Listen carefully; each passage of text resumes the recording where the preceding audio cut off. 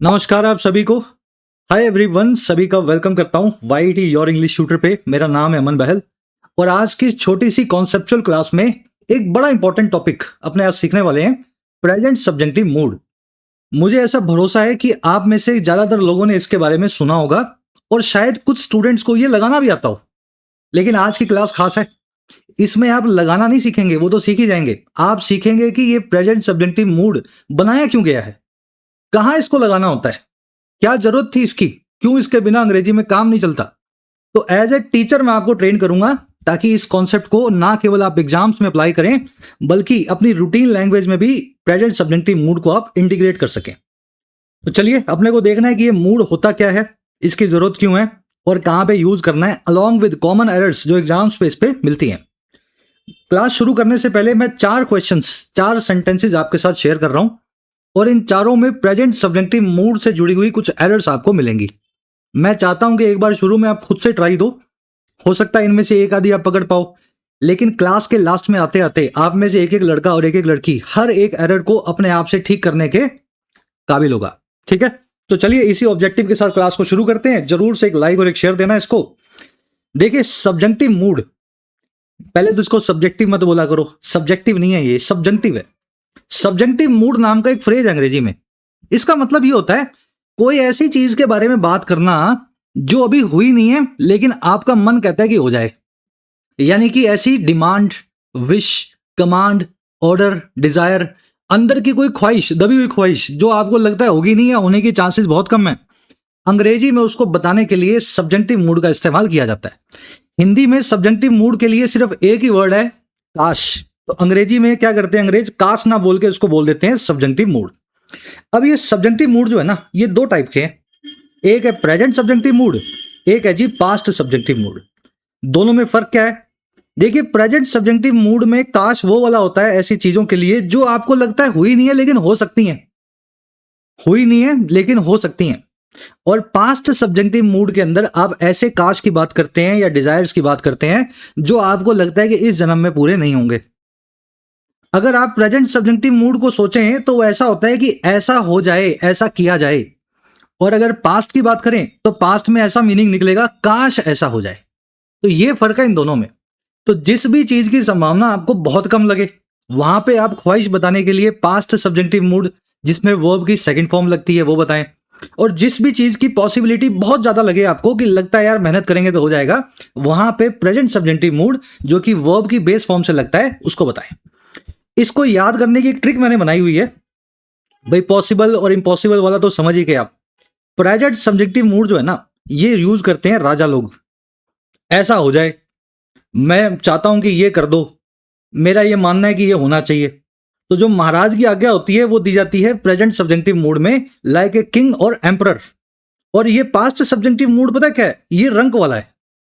जो गरीब आदमी होता है, होमलेस होता है, जिसको पता है कि उसका कुछ सिस्टम नहीं बैठेगा कहीं, जब वो ख्वाहिशें करता है रात में बैठा हुआ सोचता हुआ, तो गरीब आदमी की ख्वाहिशें होती हैं पास्ट सब्जेक्टिव मूड में। तो आपने बड़े आसान तरीके से ना दोनों के बीच का फर्क समझ लिया। अब अपने को अंदर घुसना है, टेक्निकल्स में लगा करके देखना है दोनों तरह के मूड्स को। ठीक है, ये मेटा डेटा था जो मैंने आपको बताया अभी, ऊपर ऊपर की कहानी है ताकि इसको आप भूले नहीं। चलो अब आज अपने प्रेजेंट सब्जेक्टिव मूड देख रहे हैं। स्ट्रक्चर मैं आपको बता देता हूं इसकी क्या होती है। देखिए, स्ट्रक्चर ये होगी कि पहले क्लोज आएगा, सब्जेक्ट वर्ब आएगा सेंटेंस में, जिसमें कोई डिमांड होगा, कोई प्रपोजल होगा, कोई नेसेसिटी यानी जरूरत होगी, या फिर लास्ट में कोई डिजायर होगा। ये 4 तरह के वर्ड्स आएंगे इसमें। और फिर लगा होगा दैट, सेंटेंस में क्या लगा होगा? दैट। और दैट के बाद में जो चीज आपने डिमांड की है, जो नेसेसिटी यानी जरूरत आपने बताई है, जो प्रपोजल आपने रखा है, उसको प्रेजेंट सब्जेक्टिव मूड में लिखा जाना चाहिए। यही स्ट्रक्चर है, गोल्ड स्टैंडर्ड है। जहां भी स्ट्रक्चर मिले, डिमांड, प्रपोजल, नेसेसिटी, डिजायर और दैट लगा हुआ मिल जाए, वहां पे चुपचाप अपने को प्रेजेंट सब्जेक्टिव मूड जो है लगा देना है। अब ये लगेगा कैसे? वर्ब की फॉर्म को चेंज करके लगेगा, वो मैं आपको लगाना सिखाता हूं। देखिए, वर्ब की फॉर्म को आपको प्रेजेंट सब्जेक्टिव मूड के लिए बेस फॉर्म में चेंज कर देना है। और ध्यान रखना है कि उससे पहले शुड नाम की मॉडल वर्ब जो है ना, वो हिडन है, रखी हुई है, छुपी हुई है, लिखी नहीं जाएगी, वो बस छुपी हुई है। चलिए करके दिखाएं आपको।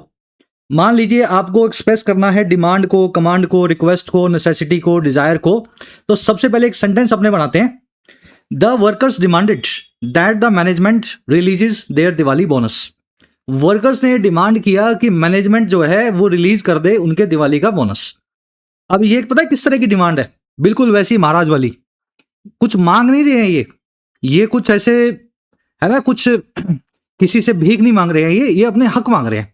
हमारा बोनस रिलीज किया जाए। जैसे ही डिमांड वर्ड आपने देखा, साथ में आपने डेट देखा, तो आपको पता लग गया जी प्रेजेंट सब्जेक्टिव मूड आगे वाले क्लोज में वर्ब के साथ ट्रिगर हो जाना चाहिए। और साथ में आपने ये भी देखा कि जो वर्ब है उससे पहले मैं ऐसा मान लेता हूं कि शुड जो है वो हिडन है। अब ऐसा लगाने पे क्या होगा? वर्ब को आप बेस फॉर्म में चेंज करोगे, रिलीजेस को हटा के आप लिख दोगे रिलीज, और सेंटेंस बनेगा कुछ इस तरह से, the workers demanded that the management release there Diwali bonuses. अगर इसको आसान भाषा में सोचा जाए तो बोनस रिलीज किया जाए। महाराज की आज्ञा है कि बोनस रिलीज किया जाए। यही है प्रेजेंट सब्जेक्टिव मूड।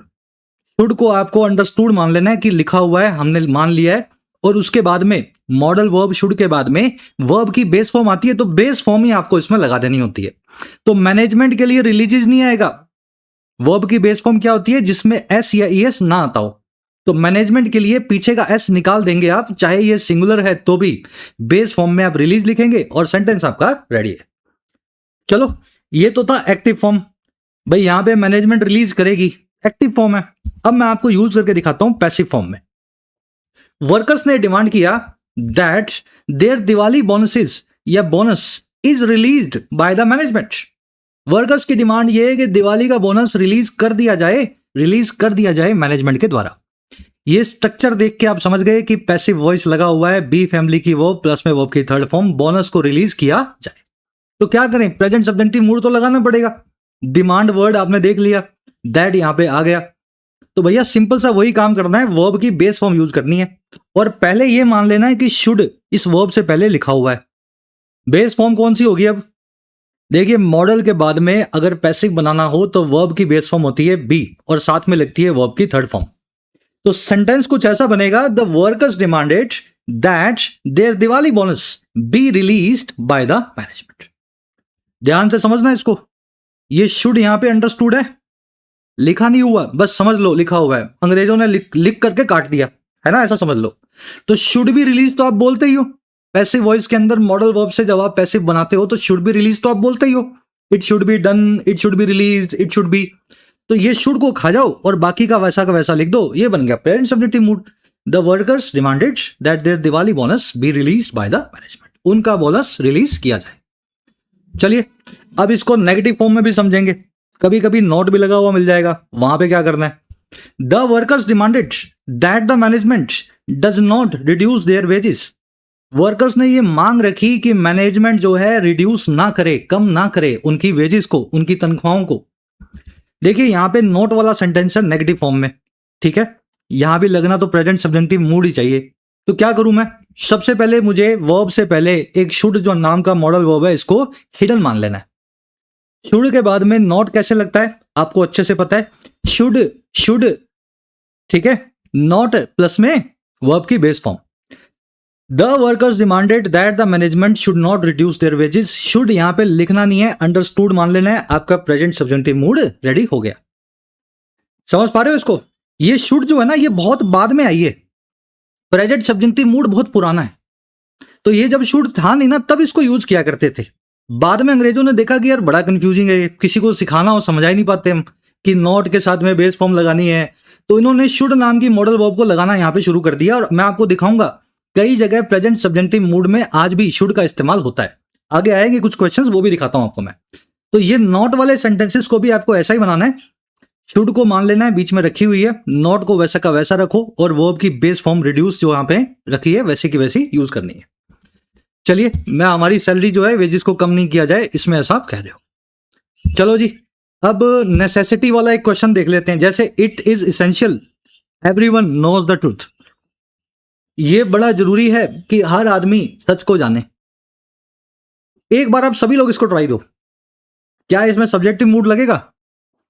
देखिए, आप देख रहे हो यहां पे इसेंशियल यानी जरूरी की बात हो रही है, नेसेसिटी तो दिखा रहा है, लेकिन दैट नहीं लिखा हुआ, दैट नहीं लिखा हुआ। तो ऐसे केसेस में दैट जब लिखा ना हो, ये अंडरस्टूड होता है। क्यों? क्योंकि दैट के बाद में एक नया क्लोज एवरीवन और उसकी वर्ब आ रही है। यहां एक पुराना क्लोज रखा है इट और इज, जब भी दो क्लोजेस मिलते हैं तो बीच में एक कंजंक्शन होती है।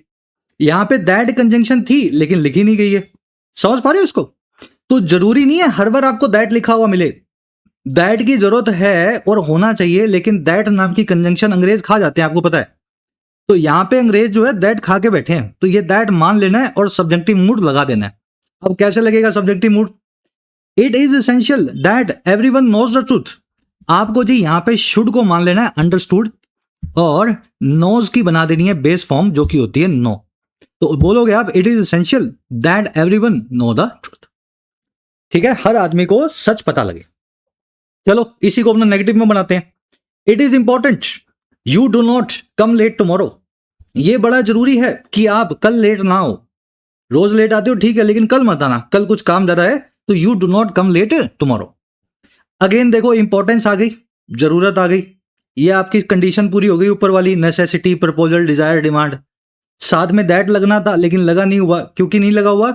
ये जो दो क्लोजेज हैं इनके बीच का दैट अंग्रेजों ने खा लिया। दैट कंजंक्शन में आपको फिर बता देता हूं, अंग्रेज जो है ना खा जाते हैं, हिंदी में भी अपने खा लेते हैं। आप ऐसा बोलते हो ना, उसने कहा कि कल आ जाना, फिर ये जो की है ये दैट रिप्रेजेंट करता है, तो आप ऐसा भी बोल दोगे उसने कहा कल आ जाना। तो हिंदी में जब आप की नहीं बोलते हो तो अंग्रेजी में भी अंग्रेज जो है दैट नहीं बोलते हैं, बिल्कुल वैसा ही है हिंदी इंग्लिश जैसा। तो ये इंपॉर्टेंट है कि, या ये इंपॉर्टेंट है कि आप लेट ना आओ कल। तो दैट को मैंने अंडरस्टूड मान लिया है, प्रेजेंट सब्जेक्टिव मूड यहां लगेगा, और शुड मॉडल वर्ब यहां पे हिडन है। तो मुझे क्या करना है जी, शुड के हिसाब से इस डू को निकाल देना है, बाकी नॉट और बेस फॉर्म रखी हुई है जो बिल्कुल वैसी की वैसी रखनी है। It is important that you not come late tomorrow. आप कल लेट नहीं हो। चलिए मेरे ख्याल से मोटा मोटा प्रेजेंट सब्जेक्टिव मूड आपके दिमाग में बैठ गया होगा। फटाफट मैं आपको बता देता हूं, ये जो कंसेप्चुअल वीडियो है ये पार्ट है हमारे इंग्लिश ग्रामर की सीरीज का। ये ग्रामर की पूरी सीरीज आपको यूट्यूब पे मिलेगी, फ्री ऑफ कॉस्ट है सभी के लिए। चैनल के होम पेज पे जाएं, complete English grammar for all competitive exams by YT, इस सीरीज को आप प्ले करना शुरू करें। वीडियो 1 से आप चलते हुए जाएंगे वीडियो 50 तक, आधे आधे घंटे के अंदर, है ना। सारे कॉन्सेप्ट्स को हमने स्टेप बाय स्टेप इस सीरीज में पूरा किया हुआ है। ठीक है, साथ ही टेलीग्राम ग्रुप को आप जरूर से ज्वाइन करें। ऑफिशियल वाईटी आप सर्च करेंगे टेलीग्राम में, हमारा ग्रुप आपको मिल जाएगा। इसमें सारे नोट्स पीडीएफ मिलते हैं, और वाईटी ऐप को अपने फोन में जरूर डाउनलोड करना। आप ही लोगों के लिए बड़े प्यार से ऐप बनाई गई है, एंड्रॉइड पे, आईओएस पे, सब जगह अवेलेबल है। ऐप के ऊपर आपको मिलते हैं कोर्सेज आपकी तैयारी के लिए, जैसे राइटिंग का कोर्स है जिसमें आपको लिखना सिखाया जाता है, बहुत अफोर्डेबल प्राइस में। 50 से 60 घंटों का एक क्रैश कोर्स है, आप इसमें लिखना सीख सकते हैं कूपन लगा करके, द राइटर। इसी तरीके से अगर आप ऐसा कोई एग्जाम दे रहे हैं एसएससी बैंक्स वाला, जिसमें ग्रामर, रीडिंग, वोकैब सब आएगी, प्रीवियस ईयर पेपर्स आएंगे, है ना, तो इसके लिए आप जो है इंग्लिश अनलोड कोर्स का बेनिफिट ले सकते हैं। ये कोर्स भी ऐप पे अवेलेबल है, सारे एग्जाम्स का ऑब्जेक्टिव पेपर इसमें करवाया गया आपको। सिविल सेवाओं वालों के लिए एक अलग से कोर्स है हमारा, माइग्रेशन कोर्स, इसको हम बोलते हैं मिशन यूपीएससी कोर्स। इस कोर्स के अंदर आपको हिंदी से इंग्लिश में माइग्रेट करवाते हैं, जो भी आपकी लैंग्वेज हो वहां से आप इंग्लिश में माइग्रेट होकर के सिविल सेवाओं का एग्जाम अप्रोच कर सकते हैं। Answer writing, essay writing, प्रेसी writing, descriptive, है ना, सब कुछ इसमें क्लियर है। चलिए ये हमारा व्हाट्सएप नंबर है, कोई कांटेक्ट की जरूरत हो तो टीम से आप इस नंबर पे कांटेक्ट कर सकते हैं वाया व्हाट्सएप। चलो अब एक इसको प्रेजेंट सब्जेक्टिव मूड को यूज करने का तरीका ऐसा भी है जहां पे आप इसके साथ में शुड लगाया हुआ देखोगे, बहुत बार लगा हुआ मिलेगा। देखिए अंग्रेजी में एक फ्रेज है लस्ट, LEST, ये कंजंक्शन है। लेस्ट का मतलब होता है कहीं ऐसा ना हो, कहीं ऐसा ना हो, और लेस्ट के साथ में प्रेजेंट सब्जेक्टिव मूड का इस्तेमाल लाजमी होता ही होता है। मैं एक सेंटेंस बना के दिखाता हूं।